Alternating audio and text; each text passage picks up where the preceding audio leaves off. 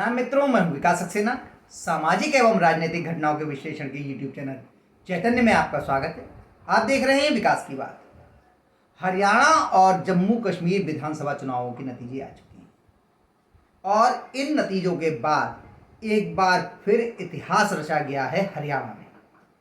हरियाणा में लगातार तीसरी बार भारतीय जनता पार्टी की सरकार बनने जा रही है।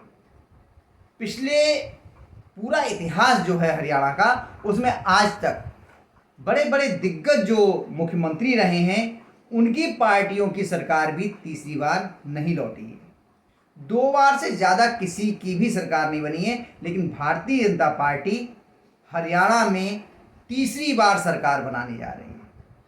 तो जैसे 2014 के बाद से एक के बाद एक नए कीर्तिमान स्थापित कर रही भारतीय जनता पार्टी, चाहे केंद्र में हो गई या फिर राज्यों में हो गई। केंद्र में भी उसने लगातार तीसरी बार सरकार बनाई है और ऐसा लगातार तीसरी बार प्रधानमंत्री बनने वाले नरेंद्र मोदी जी जो हैं, वो पंडित जवाहरलाल नेहरू के बाद दूसरे प्रधानमंत्री हैं। उत्तर प्रदेश में भी ऐसा ही हो रहा है। यानी कितने राज्यों में रोज नए कीर्तिमान स्थापित हो रहे हैं और एक बार फिर ये तय हो गया है कि हरियाणा में भगवा लहर ही चलेगी। वोटिंग खत्म होने के बाद जिस तरह से एग्जिट पोल के नतीजे आए थे, उसमें सारे के सारे राजनीतिक विश्लेषक, सेफोलॉजिस्ट और जो बड़े बड़े संस्थान थे, वो ये अनुमान लगा रहे थे कि इन चुनावों के बाद या हरियाणा के चुनावों के बाद यहाँ पर स्पष्ट रूप से कांग्रेस की सरकार बनेगी और भारतीय जनता पार्टी को बड़ा नुकसान होगा। उसके फैक्टर गिनाए जा रहे थे, जाटों की नाराज़गी, खिलाड़ियों की नाराज़गी, अग्निवीर योजना का फैक्टर बताया जा रहा था। तमाम तरह के फैक्टर जो थे वो वहाँ पे गिनाए जा रहे थे। लेकिन अब जब भारतीय जनता पार्टी पिछली बार के मुकाबले ज़्यादा सीटें जीतकर स्पष्ट बहुमत हासिल कर चुकी है, उसकी सरकार बनने जा रही है, तो वो सारे के सारे अनुमान धरे के धरे रह गए हैं। लेकिन सबसे खराब चीज़ जो हो रही है वो ये कि कांग्रेस पार्टी ने लोकतंत्र का मखौल उड़ाने का प्रयास किया है। कांग्रेस के नेता हैं पवन खेड़ा। उन्होंने कहा है कि हम इन परिणामों को स्वीकार नहीं करते। वहां तंत्र की जीत हुई है, लेकिन लोकतंत्र हारा है। इससे ज़्यादा शर्मनाक और भद्दा कोई भी बयान हो नहीं सकता आज के दिन। आप समझिए, चंद महीने पहले जब लोकसभा के चुनाव आए थे, उनके परिणाम आए थे, तो कांग्रेस पार्टी ने इसे लोकतंत्र की जीत बताई थी। हालांकि लोकतंत्र की जीत बताने के बावजूद कांग्रेस पार्टी 99 सीटों पर सिमटी हुई थी। 100 का आंकड़ा भी पार नहीं कर पाई थी। लेकिन चूंकि उसके प्रदर्शन में सुधार हुआ था, कुछ सीटों से अधिक मिल गई थी और लगातार 2 बार नेता प्रतिपक्ष के बनाने लायक भी सीटें जीतने में नाकाम रहने के बाद तीसरे चुनाव में वो इतनी सीटें जीत पाई कि वो नेता प्रतिपक्ष बना सके। तो उसे लोकसभा के चुनावों में जनता की जीत दिखाई दी, लोकतंत्र की जीत दिखाई दी। लेकिन आज जब हरियाणा के चुनाव नतीजे आए हैं, जिसमें कांग्रेस को मुंह की खानी पड़ी है, तो उन्हें वहाँ पर लोकतंत्र हारता हुआ नजर आ रहा है और तंत्र जीतता हुआ नजर आ रहा है। और इससे ज़्यादा शर्मनाक तरीके से कह रहे हैं कांग्रेस के नेता कि हमें ये परिणाम स्वीकार्य नहीं है। तो क्या करेंगे कांग्रेस के नेता?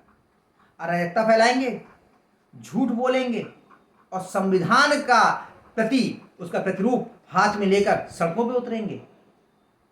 यही नेता संविधान की दुहाई देते हुए घूमते हैं कि संविधान खतरे में है।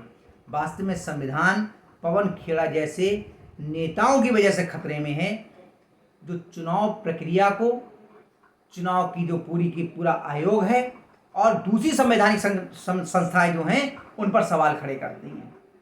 क्योंकि लोकतंत्र संस्थाओं के दम पे जीवंत रहता है, चाहे वो जांच एजेंसियां हो गई और चाहे वो चुनाव आयोग हो गया, चाहे सुप्रीम कोर्ट हो गया या अन्य न्यायालय हो गए। इसके साथ ही जो आपके लोकसभा, राज्यसभा और विधानसभाएं, विधान परिषद, लोकतंत्र को जिंदा रखने में इनका भी बहुत महत्वपूर्ण योगदान होता है। लेकिन हम चुनाव जीत गए तो लोकतंत्र जीवंत है। जैसे कि जम्मू कश्मीर के चुनाव पर कोई सवाल नहीं उठाया जा रहा है, जबकि वहां पर भी अगर हम देखें तो जो जम्मू रीजन है उसमें भारतीय जनता पार्टी की जीत हुई है। कांग्रेस वहां पर कोई बहुत अच्छा प्रदर्शन नहीं कर पाई है। जितनी भी सीटें कांग्रेस गठबंधन और नेशनल कॉन्फ्रेंस को मिली हैं वो घाटी रीजन से मिली हैं, यानी कि कश्मीर रीजन से मिली हैं। लेकिन वहां पर लोकतंत्र खतरे में नहीं है, वहां पे तंत्र की जीत नहीं हुई है, क्योंकि वहां पर कांग्रेस और नेशनल कॉन्फ्रेंस की सरकार बनने की स्थिति बन रही है। हम जीत गए तो ईवीएम भी भली हैं, हम जीत गए तो चुनाव आयोग भी निष्पक्ष है, और हम हार गए तो सारी संस्थाएं भारतीय जनता पार्टी की बंधक हैं। आखिर कब कांग्रेस के नेता इस भाव से बाहर निकलेंगे? लोकतंत्र पे सवाल उठाना बंद कीजिए और चेक कीजिए, ढूंढिए अपनी खामियों को, अगर आपको चुनावी राजनीति में रहना है तो। बहुत सारे विश्लेषक लगातार ये कह रहे थे, हालांकि उनकी बातों को दबाया जा रहा था, कि जिस तरीके से कुमारी शैलजा और भूपेंद्र सिंह हुड्डा ये दोनों एक दूसरे को निपटाने में लगे हुए हैं, इसका नतीजा कांग्रेस को भुगतना पड़ेगा, और कहीं ऐसा ना हो कि कांग्रेस ही निबट जाए। मैंने अपने पिछले वीडियो में लगातार ये बातें कही हैं। आज जो लोग विश्लेषक बड़ी बड़ी बातें कर रहे हैं वो सब इन्हीं बातों को कह रहे हैं। कोई कह रहा है कि कुमारी शैलजा ने हरवा दिया, और कोई कह रहा है भूपेंद्र सिंह हुड्डा ने हरवा दिया। लेकिन कांग्रेस के नेता अभी भी ये बात समझने को तैयार नहीं है। उन्हें लग रहा है कि ईवीएम या चुनाव प्रक्रिया या जो चुनाव की मशीनरी थी उसने निष्पक्षता से काम नहीं किया, और इसीलिए भारतीय जनता पार्टी वहां पर जीती है। और एक बार फिर हम लोग को याद करना पड़ेगा वो बयान जो राहुल गांधी जी ने दिया था हरियाणा में अपने चुनावी भाषण के दौरान। वो याद है ना आपको, जलेबी जिसको एक्सपोर्ट कर रहे थे, वो कह रहे थे कि जलेबी की फैक्ट्री लगेगी, और जलेबी की फैक्ट्री में इतने उत्साहित हो गए, कहने लगे कि 50,000 लोग काम कर रहे होंगे। तो साहब समझ गई हरियाणा की जनता कि आपके वायदे, आपका विजन हरियाणा की प्रगति में कितना कारगर और कितना सहायक हो सकता है। उसे जलेबी की फैक्ट्री नहीं चाहिए।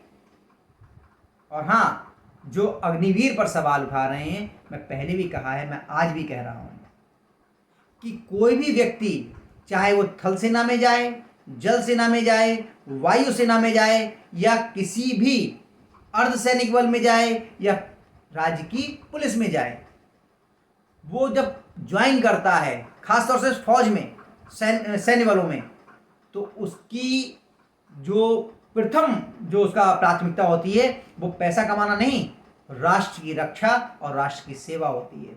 और इसी भाव के साथ अग्निवीर हमारे देश की सेवा करने के लिए, हमारी सीमाओं की रक्षा करने के लिए फौज में जा रहे हैं। हालांकि उनकी सामाजिक सुरक्षा, उनके भविष्य की सुरक्षा, ये चिंता होनी चाहिए और सरकारों को इसकी चिंता करनी चाहिए। लेकिन अगर कोई जना ये कहता है कि अग्निवीर इसलिए अच्छा काम नहीं करेंगे या इसलिए अच्छा काम नहीं कर पाएंगे क्योंकि उनके लिए पूर्णकालिक सैनिक की तरह सुविधाएं नहीं मिल रही हैं, तो मेरे ख्याल से वो लोग देश के आम नागरिकों की भावनाओं को समझ नहीं पा रहे हैं। हरियाणा के या जो भी लोग, कुछ अपने यहाँ कुछ जातियां हैं, खासतौर से जाट हो गए, या यादव समाज हो गया, क्षत्रिय समाज हो गया, इन समाजों से लोग प्राथमिकता से सैन्य बलों में जाना पसंद करते हैं, और इनकी भावनाएं इस तरह की नहीं होती हैं। ये बात राहुल गांधी जी को समझनी पड़ेगी। लेकिन भले ही जो अपने सैम पित्रोदा हैं, इंडियन ओवरसीज कांग्रेस के जो अध्यक्ष हैं, वो भले ही कह रहे हों कि राहुल गांधी जी अब पप्पू नहीं रहे। जिस तरह से उन्होंने हरियाणा में जलेबी की फैक्ट्री लगाई, लोगों को ये भरोसा हो गया कि कांग्रेस की गारंटी जलेबी की फैक्ट्री की तरह है, और उन्होंने कह दिया कि अब जलेबी की फैक्ट्री की हमें आवश्यकता नहीं है, हरियाणा में तो मोदी का जलवा ही चलेगा। तो आज के अंक में बस इतना ही। अगले अंक में हम लोग फिर मिलेंगे किसी नए मुद्दे के साथ। तब तक के लिए अनुमति दीजिए। आपसे अनुरोध है कि अगर आपको ये वीडियो पसंद आया हो तो इसे लाइक कीजिए, शेयर कीजिए। और हाँ, अगर इस चैनल पर आप नए हैं तो आपसे ये भी अनुरोध है कि इस चैनल को सब्सक्राइब करने के बाद नोटिफिकेशन का बेल आइकन जरूर दबाइए। धन्यवाद, प्रणाम।